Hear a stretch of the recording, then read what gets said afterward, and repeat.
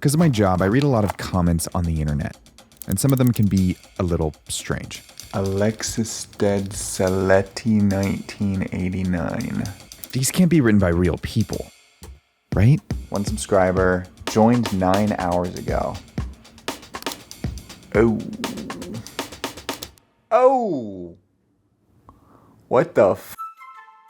I've been thinking about this a lot because I see headline after headline about how bots are everywhere. They're in YouTube comments, in Reddit threads, in Instagram DMs, and all over X. Some people go as far as to say that we've passed a major threshold and that the majority of what we see on the internet isn't human anymore. It's bots. The vast majority of the internet now is just bots. How many of these people are fake? More often than not, the people you interact with aren't people at all. I thought they got rid of the bots, though. No, the bots are back? Probably mostly bots. And there could be some truth to it.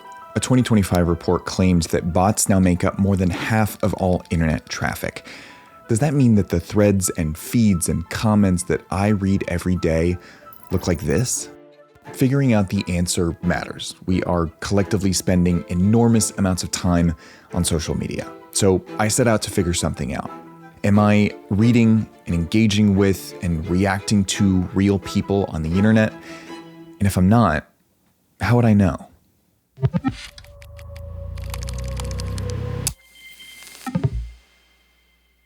Okay, let's back up for a second. I hear about bots in headlines all the time. Bots interfering with politics, bots duping us into scams, bots amplifying internet outrage cycles. But I wanted to understand the basics, like what is a bot and how does it work?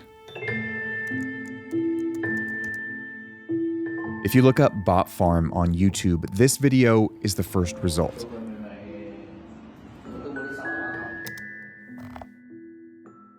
Min Software is a company based in Hanoi, Vietnam. On their website, you can buy services like increase engagement on TikTok. This video, racks of phones on a wall, separate social media accounts all running on each phone. It was kind of the stereotypical image I had in my head of what's behind a bot network.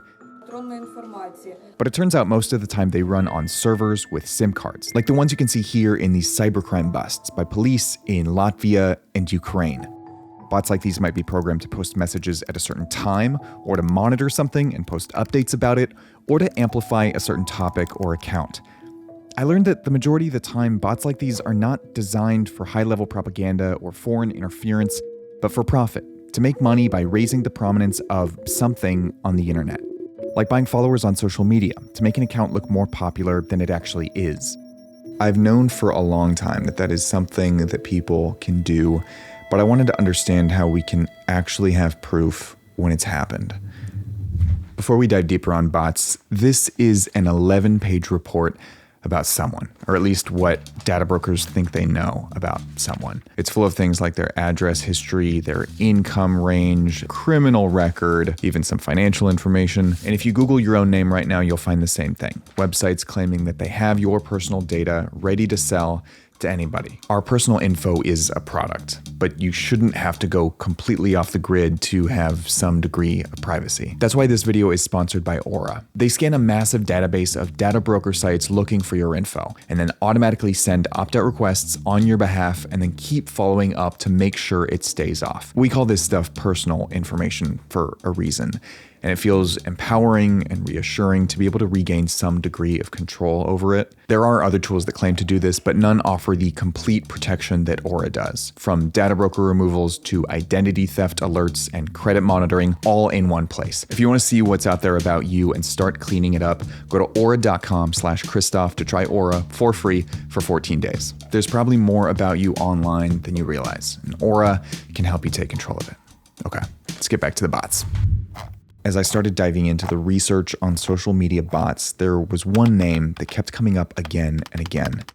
Comments can be fabricated, fake. The YouTube video, the view counts. There's monetary incentives for influencers to have lots of followers. These charts show audience growth on X. The x-axis tracks an account's first follower all the way up to its most recent follower, and the y-axis tracks when that follower's account was created. Here's NTV, a Turkish news channel. the acquisition or the growth of accounts is quite organic, that I can say easily. Over time, NTV gained an audience of followers who'd created their Twitter accounts across a broad time range. When NTV gained its 3 millionth follower in 2015, for example, its most recent followers had created their accounts in 2015, 2014, 2013, all the way back. Some of those new followers had created their Twitter accounts as early as 2007. The fact that this chart has a steady incline shows that it grew its audience slowly over time. Compare that to the distribution of account creation dates on this politician's followers. This is, for instance, an interesting one. This particular account has 200,000 followers at the time of analysis. So this is kind of like suspicious pattern. This flat line indicates a sudden increase in followers in February 2023. But all of this space is blank because those new followers didn't create their accounts over a broad, organic range of time. All of these new followers created their accounts at the same time. Those are likely bots. Onur's work focused on Turkey, where he lives, but these charts would look similar for anyone who purchased bot followers or had bots purchased on their behalf.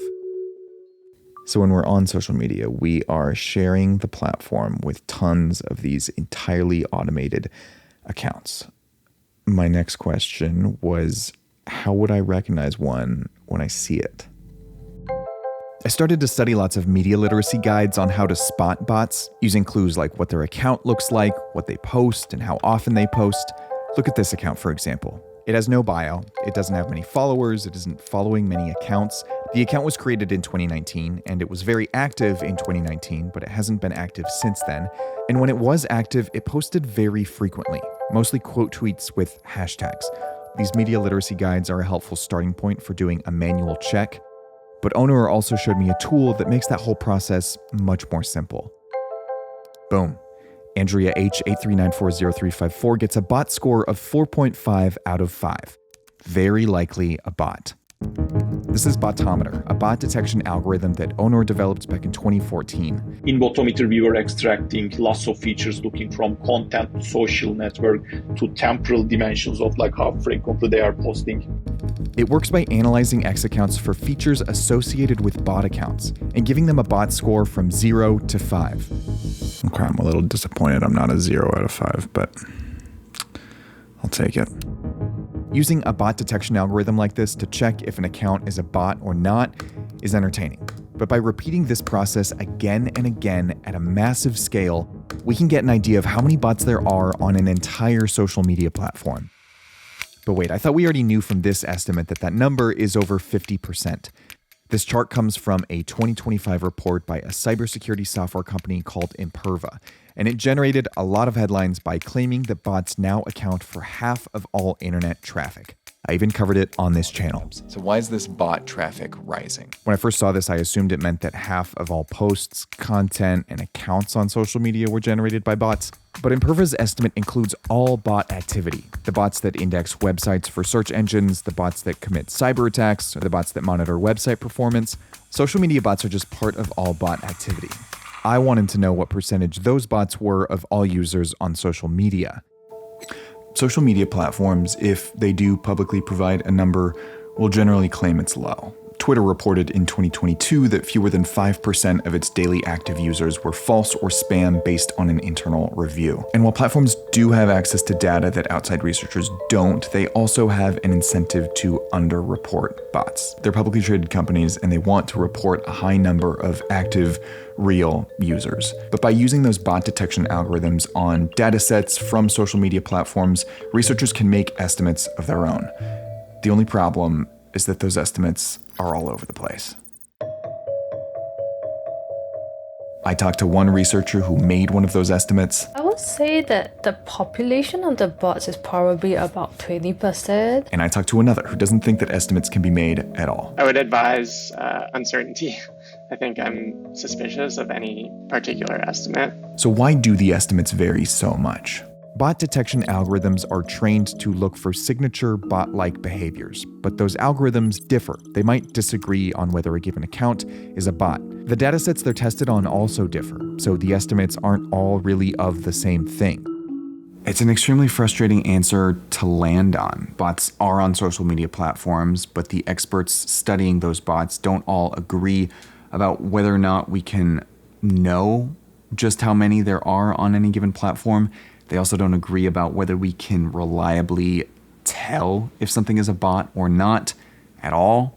But then I talked to someone who shook up my whole perspective on bots. The mistake that a lot of researchers make is they say a bot is an account that meets X, Y, and Z parameters. You know, it tends to be extremely active, for instance. It tends to have few followers and few following. It tends to have been created recently. You know, you can name a number of different metrics that you could put on something that is more likely to be a bot. Bot detection algorithms rely on this idea that bots have telltale signs where they just act differently than humans do. Darren made the case that humans just act too unpredictably to ever know for sure. There's all kinds of reasons that a real person is going to be using a burner account and might be running, more than one account on more than one computer.